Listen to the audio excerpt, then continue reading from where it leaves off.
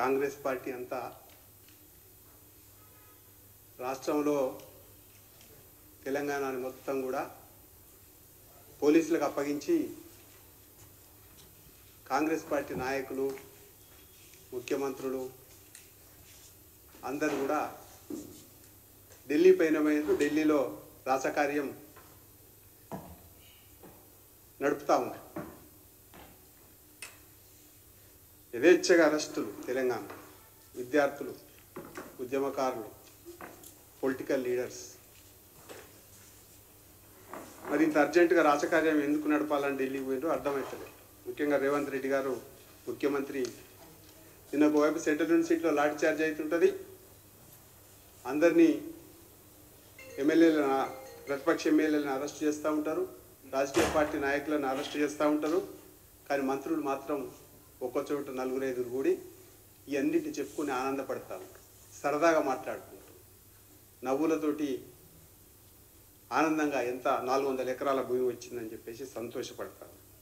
ఇవాళ దానికి భిన్నంగా ఆలోచన చేసి మళ్ళీ ఒకసారి ఢిల్లీకి పోయి ఊకదంపుడు ఉపన్యాసాలు ఇస్తేందుకు సిద్ధమైంది.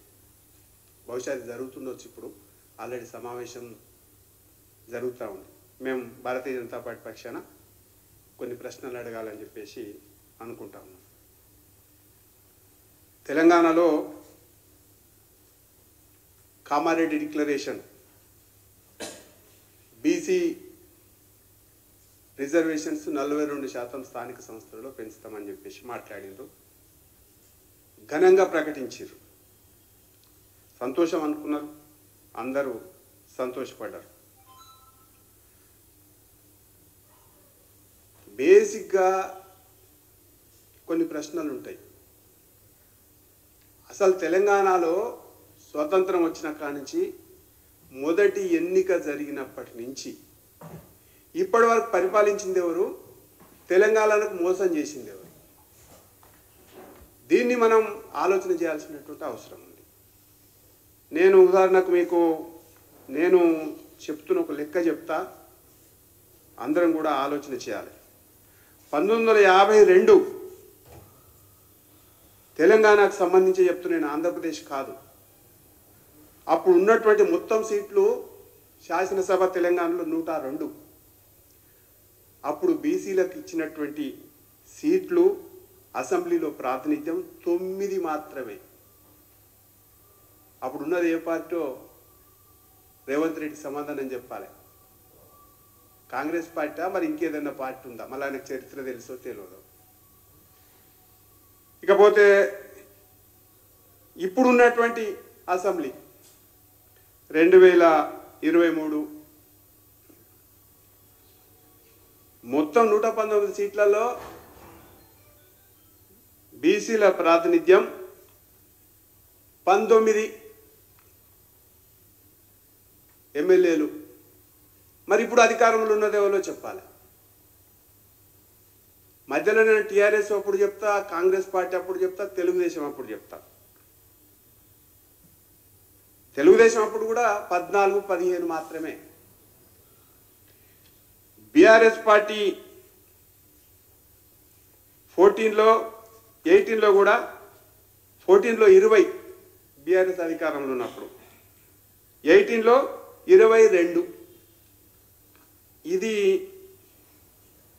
ఈ యొక్క తెలంగాణ యొక్క బీసీల యొక్క స్థితి. దీనికి ఎవరు కారణం?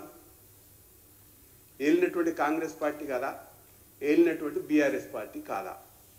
ఇది రేవంత్ రెడ్డికి తెలియదా? కేసీఆర్కి తెలియదా? ఇవాళ బీసీల మీద రేవంత్ రెడ్డి ఎందుకు మొసలి కన్నీరు గారుస్తూ ఉన్నారు? ముఖ్యంగా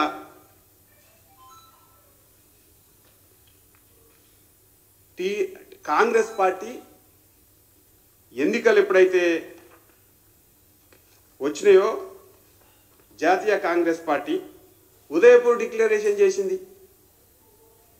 ఉదయపూర్ డిక్లరేషన్లో పార్లమెంటుకు 2 అసెంబ్లీ సీట్లు ఇస్తాం బీసీలకు అని చెప్పిండ్రు. కాంగ్రెస్ పార్టీ రేవంత్ రెడ్డి గారు మాననీయ గౌరవ ముఖ్యమంత్రి రేవంత్ రెడ్డి గారి నాయకత్వంలో పిసిసి ప్రెసిడెంట్ అప్పుడు తెలంగాణకు 22 సీట్లు ఇచ్చిండు. వాస్తవానికి ఎన్ని సీట్లు రావాలి? 34 రావాలి.